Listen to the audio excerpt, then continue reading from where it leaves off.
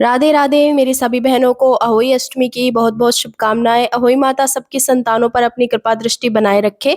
तो अहोई माता की जो पूजा होती है वो हम शाम के समय जल्दी कर लेते हैं, तारा देखकर जल दिया जाता है, तो उसके हिसाब से मैंने जल्दी-जल्दी सब तैयारियाँ की थी और यहाँ पे मैंने सबसे पहले हलवा बना लिया था। आज जो बायना निकालते हैं उसमें खाना दिया जाता है और वैसे भी त्योहार की वजह से घर पे जो भी खाना बनता है उसकी जल्दी ही तैयारी कर ली थी क्योंकि तारा देखकर जल दिया जाता है, तो ये पूजन भी शाम के समय जल्दी ही किया जाता है। फिर मैंने यहाँ पर दिया प्रज्वलित किया और वैसे तो मैंने दोपहर में सारी पूजा कर ली थी, लेकिन कहानी सुनते समय लेकिन शाम के समय जब हम बायना निकालते हैं, तब भी हमें अपने बच्चों के साथ बैठकर ये पूजा ज़रूर करनी चाहिए। तो मैंने सबसे पहले एक बार फिर से अपनी अहोई माता पे और दोघड़ पे तिलक लगाया, इसके बाद मैंने अपने बच्चों को तिलक लगाया और फिर यहाँ पे मैंने 7 बार खाना और जो कपड़े देने थे बायने में और अनाज वगैरह को सबको मिनस दिया और 7 बार मिनसने के बाद मैंने ये जल जो है वो अपने कलश में छोड़ दिया और देखिए जब तारे को हम अर्घ देते हैं, तो ये जल और जो हमने कहानी सुनते समय चावल अपनी चुन्नी में बाँधे थे, अपनी साड़ी के पल्लू में,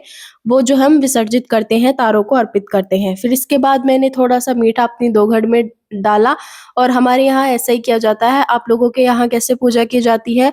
कमेंट करके बताइएगा आप लोगों के यहाँ किस तरह की पूजा की जाती है? क्या आप लोग अलग करते हैं? सब कुछ बताइएगा।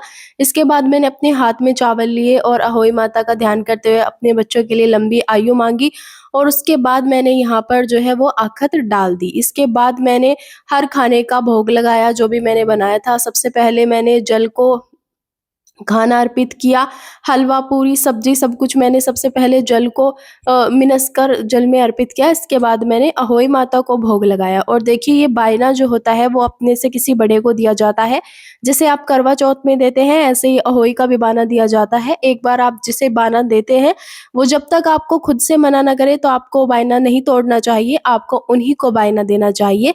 तो अब यहाँ पे मैंने खाना पूज दिया है सारा और मैंने ये बायने में जो भी कपड़े देने थे, दक्षिणा देनी थी, वो सब जो है मैंने पूज दिया। इसके बाद मैं यहाँ पर आरती करूँगी, सारे घर में अच्छे से धूप दूँगी और उसके बाद ये जो माला होती है, साऊ का बच्चे जो होते हैं, ये इसकी माला हम 1 दिन के लिए अपने गले में पहन लेते हैं और इस ऐसे जो है जल देकर पूजा संपन्न होती है।